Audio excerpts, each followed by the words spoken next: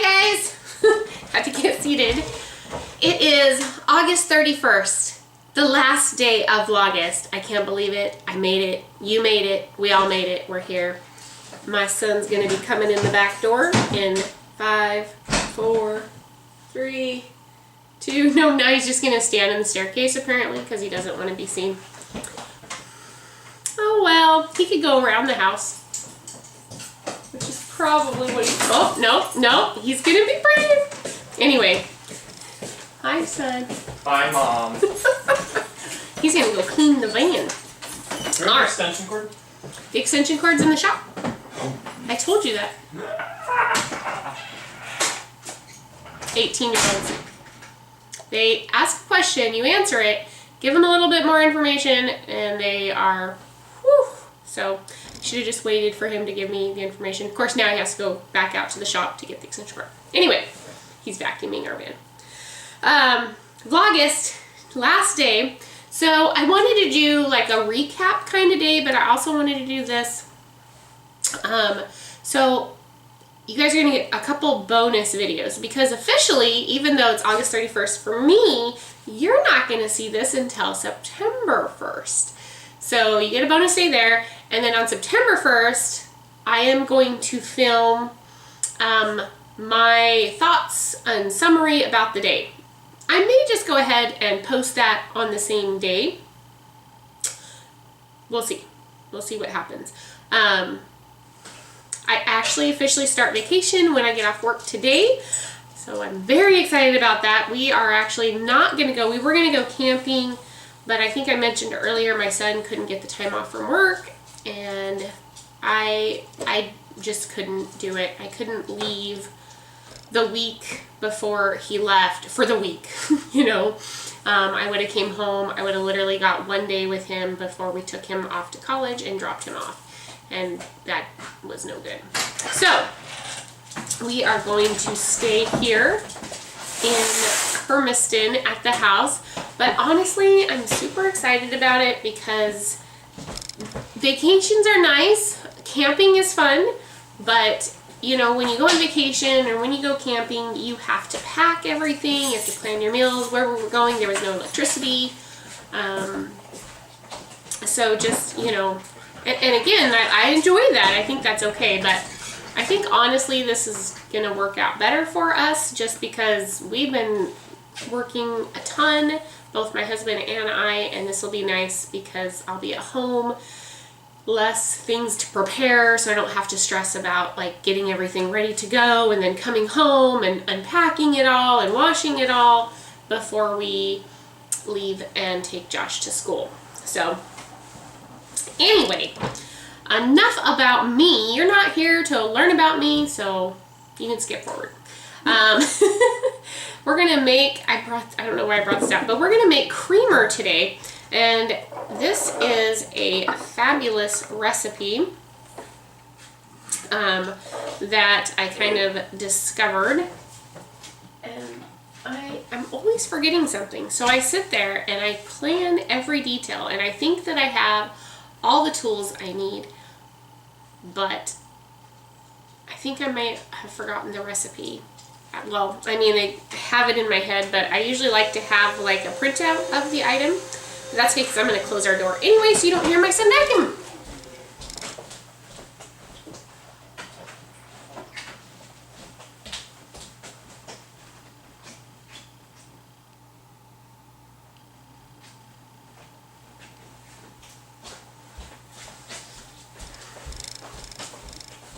Okay, I'm back. Sorry about that. Alright, so I closed the door so we don't have to listen to him vacuum. And I got the recipe so on my phone because, you know, we all keep that kind of stuff. So I will actually post the recipe that I stole this from. I obviously, as you guys know, if you've been watching my channel, changed it. But I will post the original. So you guys, I want to give credit to where credit is due. And they actually have like a whole list of different flavors. So we are going to make... well, I'm going to show you how you can make pumpkin spice creamer. I talked about in my last video. Pumpkin spice really isn't all that spiffy for me as a drink. So I'm not gonna make it, but I'm gonna show you how to. All right, so what we're gonna first start with is a cup of your favorite type of keto-friendly milk. So this is not showing up well on the camera, but this is macadamia. Is it gonna focus? No. This is macadamia nut milk. You can use the coconut milk. However, I will say that coconut milk is really watery. So if you're using coconut milk, you probably are, and possibly the flax milk. I've never tried flax milk, but I have a feeling it might be very similar. It doesn't really have any weight to it, so you may want to up your heavy cream in the recipe a little bit. But this is 1 cup. When I made this recipe originally, and I haven't turned on my scale yet. Man. When I originally made this recipe, I was using cashew milk, and I'm allergic to cashews. So that didn't end so well for me. I don't know what I was thinking. I was just like, it's cashew milk. Surely I'll be fine. Yeah, no, I got a rash up and down both of my arms. I don't know. Sometimes we just do dumb things. Anyway, so we're going to do 1 cup. And for those of you that are curious, 1 cup is 240 milliliters. Man, you know, nobody ever calls me. And my house was super quiet. My son was at a friend's house. And then, of course, I pull out the camera. And everything is happening.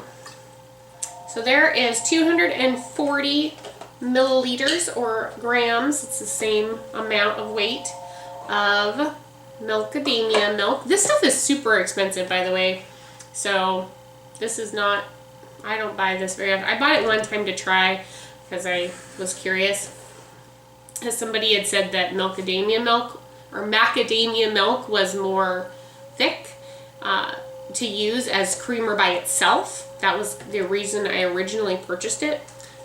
I think that's a lie. I disagree. And then we're going to do some heavy whipping cream.